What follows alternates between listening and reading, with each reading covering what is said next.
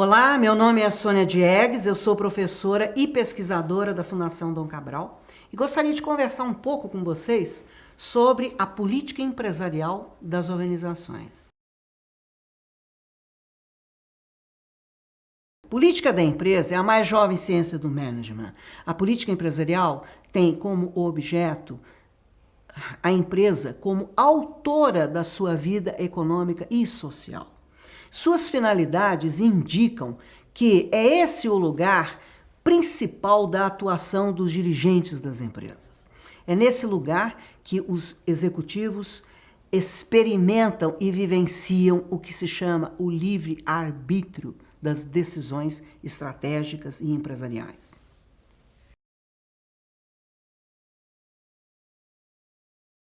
São 4 os componentes da política empresarial. De um lado, a estratégia, do outro lado, a estrutura de poder, o processo decisório e a identidade. A estratégia é o lugar a partir do qual os dirigentes definem o seu posicionamento de mercado, definem onde vão atuar, em que mercado, com que condições, com que estratégias, enfim, são as arbitragens estratégicas.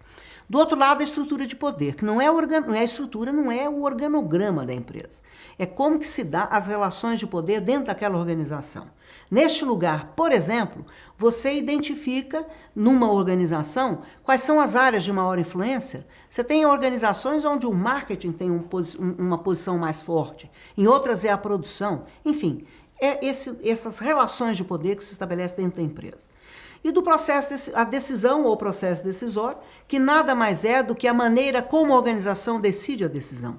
Não é a decisão em si, mas a maneira como ela decide a decisão. Se de uma forma mais participativa, envolvendo todos os níveis da organização, ou de uma maneira mais autoritária.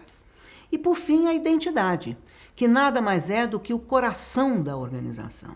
A identidade que a diferencia das outras. Você pode ter estratégias semelhantes a outras empresas, você pode ter estruturas semelhantes e você pode ter processos decisórios, formas de decidir a decisão de maneira igual entre uma organização e outra. Mas a identidade não tem jeito de imitar. A identidade é específica, é própria dela. Não há possibilidade de imitação. Esses 4 componentes da política empresarial, eles se interfluenciam mutuamente. Na medida em que você mexe em um componente, você tem que reavaliar os outros. Claro que não é tão assim importante, né? Às vezes você tem uma decisão que não impacta, mas você tem decisões que impactam, principalmente decisões estratégicas que podem impactar fortemente na identidade das empresas. A gente diz o seguinte, a identidade, ela tem 2 componentes. Ela tem, de um lado, os fundamentos e, de outro lado, a vivência.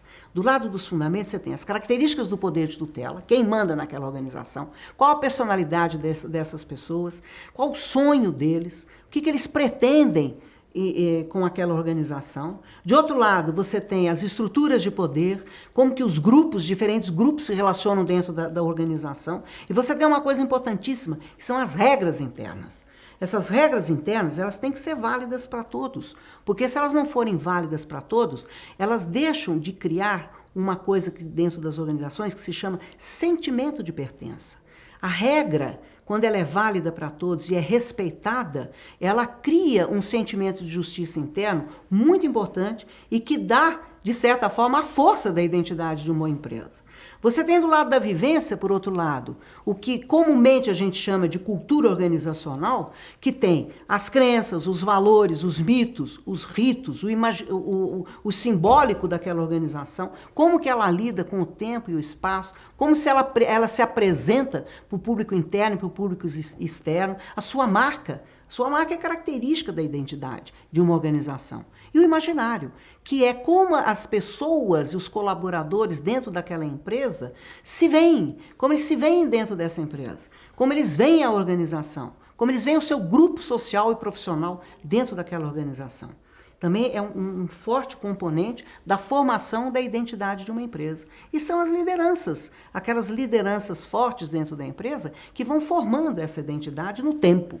Você não nasce com a identidade, você forma a identidade no tempo. E a identidade, ela não fica solta, não, ela se focaliza. A identidade tem focos. Então, dependendo do tipo de organização, ela pode estar focada na atividade e produto. Então, qualquer estratégia, por exemplo, de especialização, as identidades estão focadas na atividade e produto, elas são pertinentes, elas acompanham a estratégia. Mas se você tem, por exemplo, uma estratégia de diversificação e o foco daquela identidade é fortemente focalizado na atividade e produto, provavelmente você vai ter resistências internas. Você tem um outro tipo de focalização, que são as lideranças.